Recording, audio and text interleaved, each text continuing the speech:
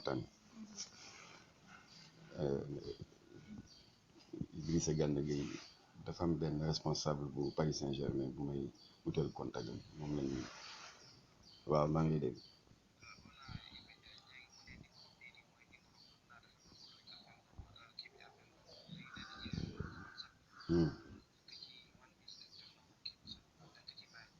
Ok ok baax na incha allah waaw ok baax na merci. Voilà ñu ngi nekk en contact avec des responsables du Paris Saint-Germain. Voilà dañu bëgg a xam jour bi Idrissa Gana Gueye di ñibbisi pour ñu wan ko ne doo ñu gën a gore ndax sigil nga ñu ñun ñëpp kon ñun itam dinañu wan à tous ceux qui sont impliqués dans ces actes de diabolisation dinañ leen wan ne wéetoo ci xeex. Alors kon wax ji mooy ñun ONG Islamique Jamra ni ngeen amee mbetteel ak indignation non seulement milieu sportif bi mais képp koo xam ne yaa ngi yeewoo fii ci Sénégal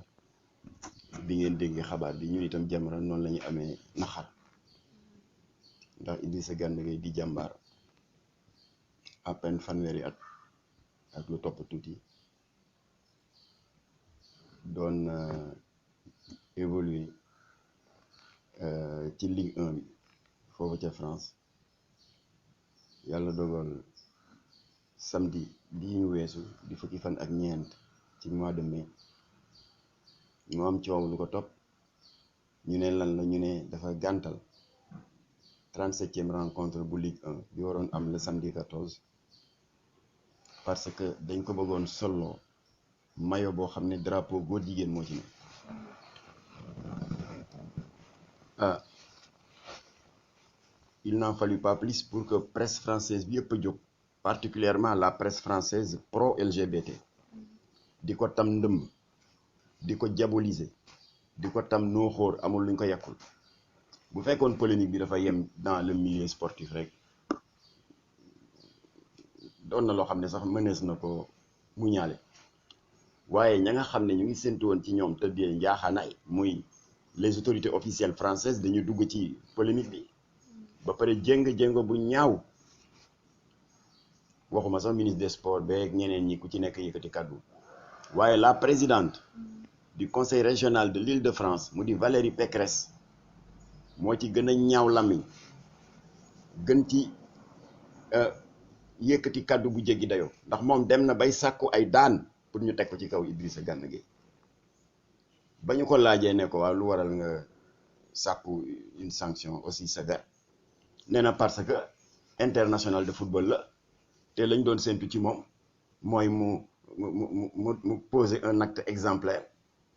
parce que jeunes yi dañ ko jël comme référence xoola boobu wax ju dëng c'est le monde à l'envers parce que au contraire Idrissa Gana Gueye acte de défiance bi mu def parce que il est conscient que dafa incarner de l'espoir pour la jeunesse mu jàpp ne nag moom Idrissa Gana il n'a pas le droit à l'erreur moo tax mu gàntal proposition propagande góor jigéen bi ñu ko doon bëgg a def loo kon kooku kay remplir na sa mission vis-à-vis de la jeunesse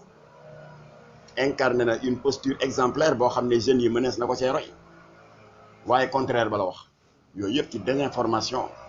ak di yàq xelu nit ñi moom Valérie Pécresse te ñoom dañuy fàtte ne Idrissa Gana Gueye ba muy signé contrat ak Paris Saint-Germain contrat football la bu doon Idrissa dañ ko doon football loo rek mu bañ man danaa ko ne yaa tooñ waaye dañ ci dugal lu ci bokkul. mais contrat boobu est-ce que amul woon ay clause yoo xamante ne nii pour luy apporter club Saint-Germain boobu noonu xaalis daf ko war a accepter lépp lu koy. non bii du indi xaalis bii dañu ne. le 14 le samedi 14 mai communauté LGBT mondiale ñoo ko décrété journée contre l'homophobie loolu ça n'a rien à voir avec l'Olympique de Marseille, rien à voir avec le Paris Saint-Germain, rien à voir avec les clubs professionnels. Lobby homosexuel yi dañu dem ba am doole France ni médecins yi amee doole dans le monde gis Nations Unies ñu décrété ba sàngam journée mondiale de lutte contre le cancer bés sàngam journée mondiale de lutte contre la drogue loolu Jamra liggéey na ci waaye c'est une autre histoire si jamono Xavier Pérez de Cuellar Nations Unies décrété ko góor jigéen ñi dem nañ ba am seen journée mooy 14 mai journée mondiale de lutte contre l'homophobie loolu newul woon ci contrat mu lànk nag ne du ma ko sol France bi woote démocratie di érigé wu en donneur de leçons à l'égard de ce qu'il qualifie péjorativement de démocratie bananière jóg jalgati lépp luy droit de l'homme lépp luy liberté d'expression liberté de culte nee ko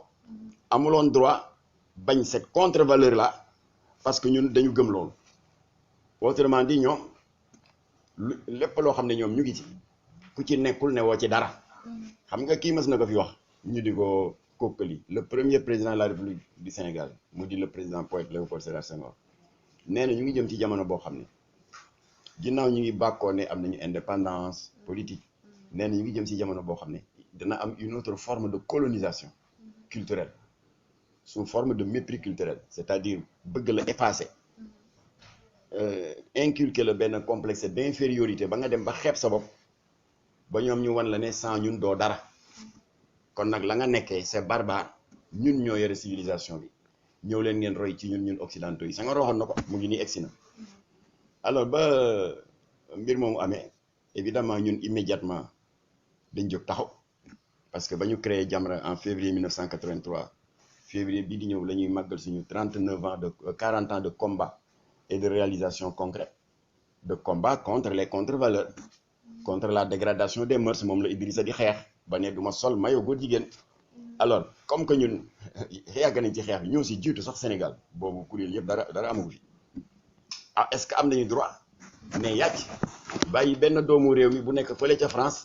di honorer cette terre bénie où repose Bamba Maodo Baye Niass Baye Laye est-ce qu'on a ce droit là on n'a pas ce droit là moo tax Jamra jóg alors léegi nag dañu am plan d'action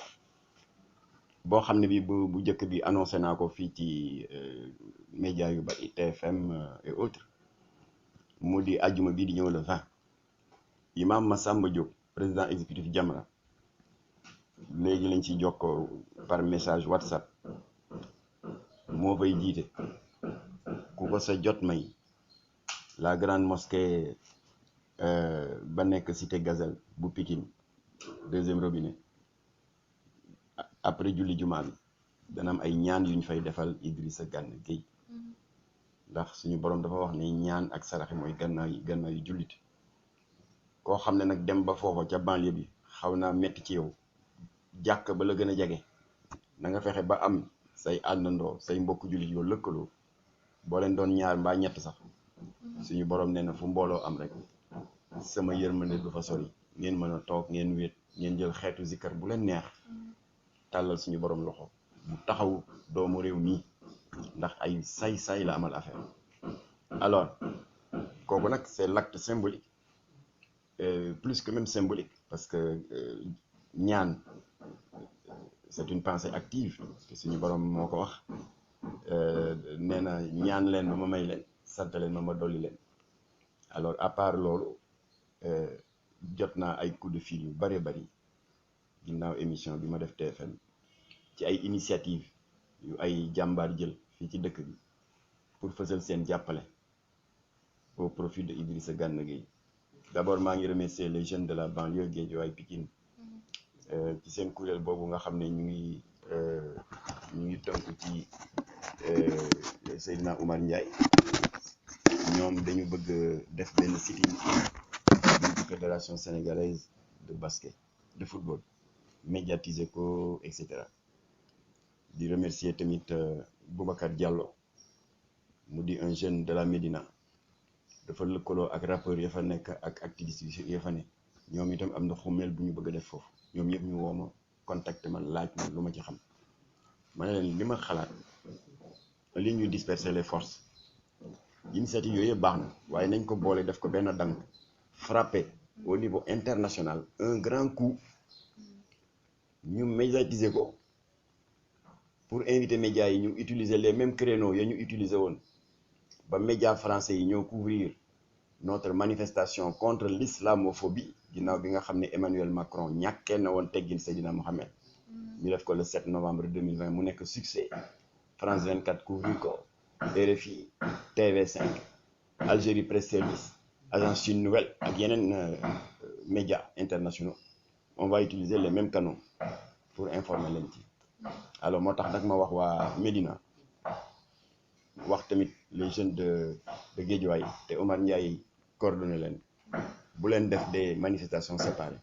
nañ ko boole def ko benn dank ma ne leen nag bu si kanamee vers timis am na ku ma contacté ci staffu Idrissa Gana Gueye am na ci koo xam ne je dois lui reparler si kanam bu booru timis parce que dañu bëgg xam exactement jour bi Idrissa Gana Gueye di ñibbisi ñu waajal ko def ko manifestation bu mag bien médiatisée au plan national international frapper un grand coup. L'objectif d'abord l'objectif est double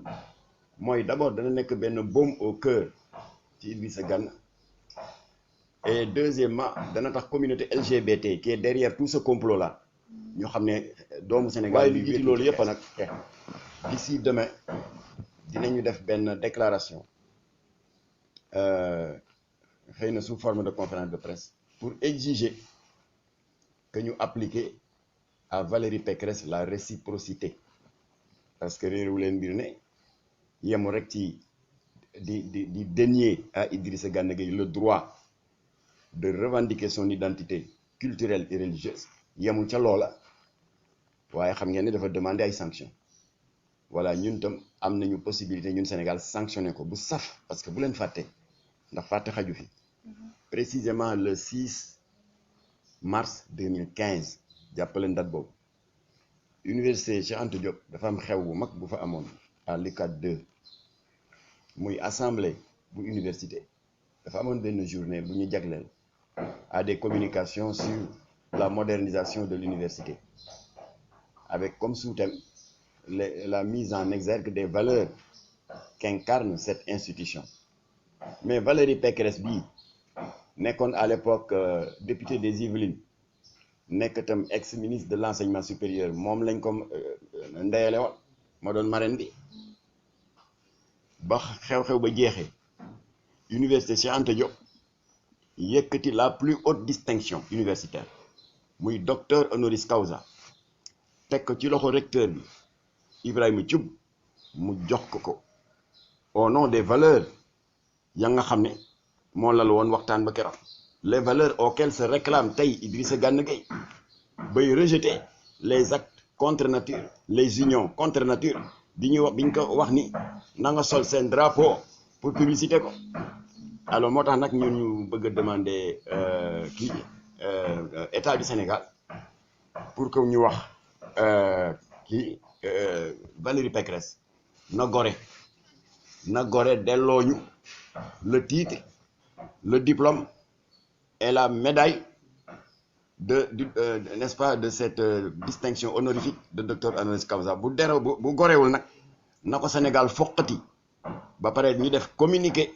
au plan mondial yégal askanu àdduna yëpp ne kii incohérence bi mu wane ñu takkal ko raaya sukkandiku ci suñuy valeur ñun Idrissa Gana Gueye di doomu Sénégal te wax na ci post bi mu mujj def ci Twitter maa ngi France waaye duma français sénégalais là je reste toujours attaché à mes sources alors Idrissa qui n'a commis que le péché de se réclamer fidèle à ses racines culturelles ndaw soosu ñu décoré yëkkati maxamam sur la base de ses valeurs culturelles jóg tey di ko xeex nee nañ ko sanctionné parce que dañ ko wax mu sol t-shirt góor jigéen mu bañ alors kon nag loolu mooy combat bi combat de communication au plan national et international jot na sànq ay appel